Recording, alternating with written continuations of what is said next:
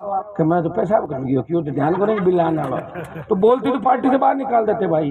तो कौन बोलेगा बताओ। और जो बोलता है उसे बाहर जाना पड़ता है, और जो लड़ता है वो उसकी जान भी जा सकती है। लड़ाई तो लड़ी और देश में बात चली, तेजाजी महाराज के जयकारे के साथ राम साहब पीर का जयकारा भी लगाया, 36 कौम का जयकारा लगाया। लोग ये नहीं सोचते, हनुमान बेनीवाल पाबू जी का जयकारा भी लगाता है, गोगा जी महाराज का भी लगाता है। तमाम सर्व समाज के जो देवता हुए, लोक देवता हुए, और उन सब के जयकारे के साथ वो सर्व समाज वो 36 कौम को आगे लेके चल रहा है।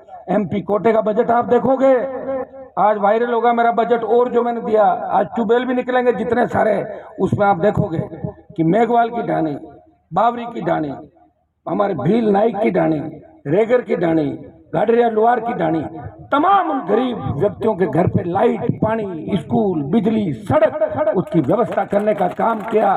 बातें नहीं की मैंने। गजेंद्र सिंह जी मंत्री थे 5 साल बिजली के, 5 साल के अंदर राजपूत समाज के लोग कहते थे कि मंत्री जी के पास जब जाते थे तो कहते थे 1 मीटर भी केबल नहीं दिलाऊंगा, मैं नियम कायदे से चलता हूं। फिर भी लोगों ने वोट डाला। और एक हनुमान बेनीवाल है, अगर राजपूत समाज का कोई व्यक्ति भी आ गया, उन्होंने कहा साहब लाइट नहीं है मेरे यहाँ पे, माइनिंग कर सकता हूँ क्या, तांतवाज बोजाज करनू की साइड में। मैंने कहा इच्छा है क्या आपकी, बोले हाँ तो कर लो।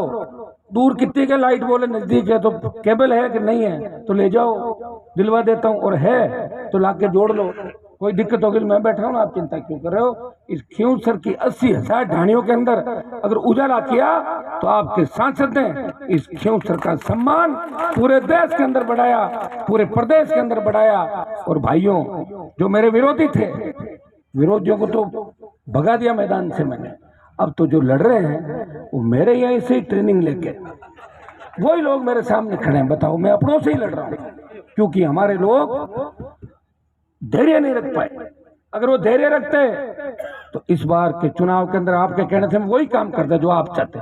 आज भी मैंने मेरा उम्मीदवार घोषित नहीं किया, मुझे कौन रोकने वाला था। मैं चाहता तो 15 दिन पहले उम्मीदवार घोषित कर देता। मैंने पिछली बार भी कहा था मेरे परिवार से राजनीति को बाहर निकालो, मैं अकेला बहुत हूं। अगर आदमी 70-80 साल का हो जाता है तब उसके मन में पुत्र मोह, पोते का, बेटी का, पत्नी का होता है कि भाई मेरी पत्नी लड़े, बेटा लड़े, मेरा भाई लड़े। लेकिन मैं तो जवान हूँ, जवान आदमी लड़ रहा है और विधायक बना भी देता हूँ। तो जब तक मैं नहीं आता तब तक आप मानते नहीं। तो मैंने कहा मेरे घर से निकालो, किसी और के सर पे ताज पहनाओ। आपने पिछली बार जिद की और मेरे छोटे भाई को लड़ाया।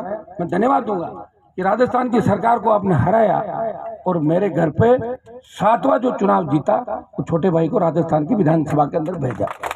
5 साल उसने आपकी सेवा की, मेरी अनुपस्थिति के अंदर हर समय शादी, ब्याह, मरण, मौत, मोकान, जहां भी आवश्यकता पड़ी सड़क पर बैठना हुआ तो मेरे आदेश की पालना करी और आपके बीच रहा।